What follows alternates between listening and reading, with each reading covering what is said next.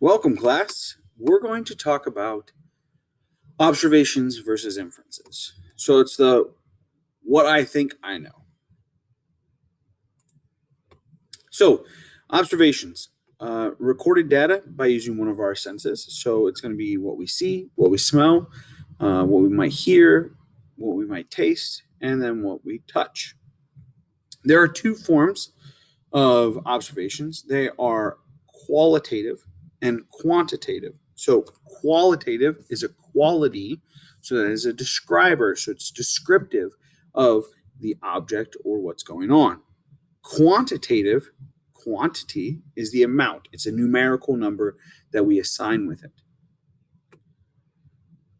Okay. Information that you absolutely know. So, for example, you can look at me and you can say, hey, Mr. Madej is wearing a blue shirt.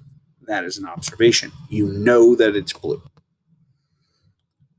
Evidence and examples. So the powder went from sky blue to white. That would be an observation. The test tube made a popping sound. Also an observation. Whereas the first two are qualitative observations, something that we used our five senses for. The last one, also using the five senses, but it has a numerical value. Therefore, it is a quantitative data. Now, talking about these qualitative data, aka those observations, those are going to be in our actual observations tab when we do a lab, or in that observations section. Quantitative data, anything with a numerical value, is going to end up in our data table. Okay, so data tables are full of observations, but they have quantitative values. Moving on to inferences. Okay, with inferences, it's a logical conclusion. So you're using your prior knowledge in order to explain the why or how come something happened. Okay, they explain the observation. That is what an inference does. So make your observation and then go why or how come. And then once you answer that question, that is your inference. So for example, a chemical reaction occurred because there was a color change. So you saw a color change, and now you're saying, well, something had to have occurred. So the chemical reaction occurring would be your inference. Increasing the temperature inside the test tube allowed the substance to release pressure that was built up.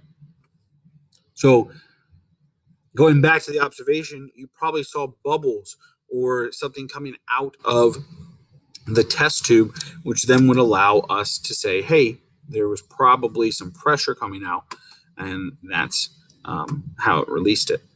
And then finally, the last one, we only need 15 milliliters of the solution to properly run the lab. So with that one, you're going to say, hey, why did I get 15? Because that's probably all I need to run the lab. So observations explain the why or the how come when it comes to an inference. An inference explains the why or how come of an observation. So in our lab reports, okay, you're going to have qualitative data, and that's going to be under your procedures. So you'll have procedures, and then you're going to have an observations tab. And then any quantitative goes into our data table, just like I said before. Okay, that has been observations and inferences. Hopefully you have a better understanding of those. If you'd like to get an even better one, go ahead and take a look at the additional resources.